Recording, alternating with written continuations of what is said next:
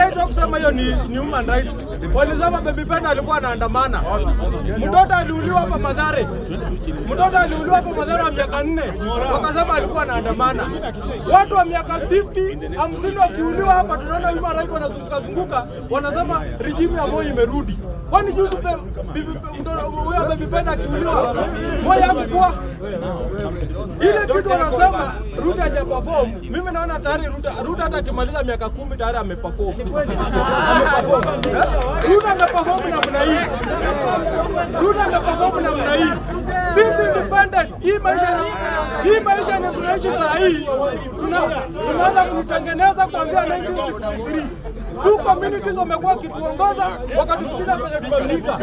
Kwenye Ruto ametufikisha, after Ruto kutoka, I'm very sure other communities are going to take over.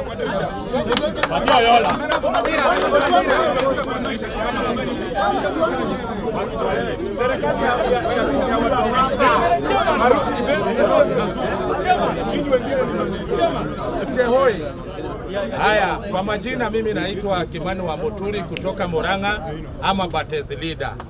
Sisi ni wale tunajivunia kuwa na Mwangi wa Iria ndani ya hii serikali. Kwa sababu baada ya kuangalia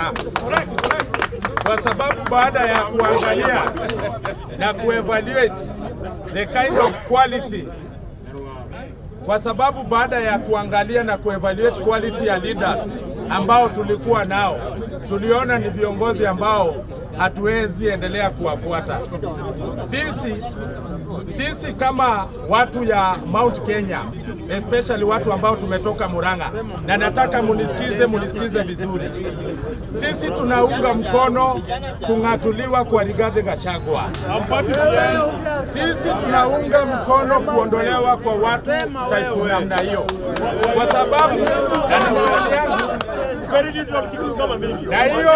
na hiyo ni maoni yangu. Wakati Ruto aliingia katika hii kiti, alikuwa nakula milioni 7. Karibu milioni 5 alikuwa amepatiwa na Wakikuyu.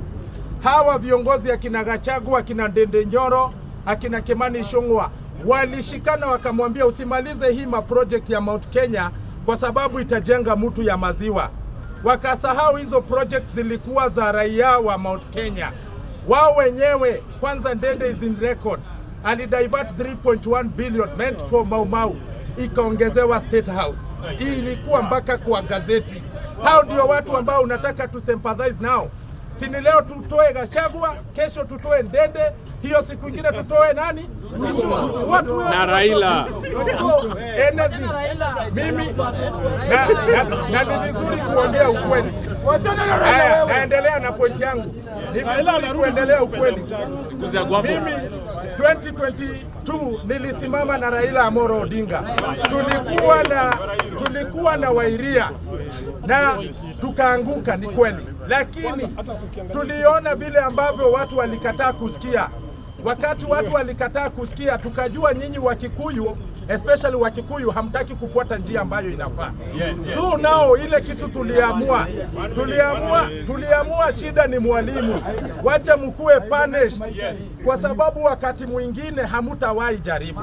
Na ninataka kutuma hii message kwa Wakikuyu wenzangu. Mimi ni Mkikuyu kutoka Murang'a. Nyinyi mnajikonsole. Hata mlikuwa mmedanganya Rigathi Gachagua wapambane na Ruto. Hebu nunua kanyama kuota ama nyama nusu, uende urushie paka yako, alafu ujaribu kuinyang'anya.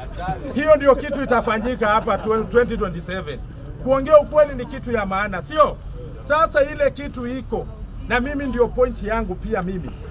Ninasema hivi, Bwana Speaker, kwamba ni vizuri wakati tunachukua, ni vizuri wakati ni sawa. So sisi Wakikuyu hakuna mahali, sisi tunajua vizuri hakuna mahali Rais Ruto ametuguza. Mtu asiwadanganya awaambie ati ni Wakikuyu wanakuwa attacked. Ni mtu mmoja amekuwa attacked, na ni Rigathi Gachagua ambaye tuliona alifanya mtu wetu madharau, ambaye alikuwa kiongozi wa hii nchi. Kwa hivyo tunataka kusema sisi kama jamii ya Wakikuyu hatujaguzwa. Rigathi Gachagua ndio ameguzwa, wao ndio wanajua chenye wanaulizana na Ruto. Kwa hivyo aende asoti hiyo maneno. Asanteni sana.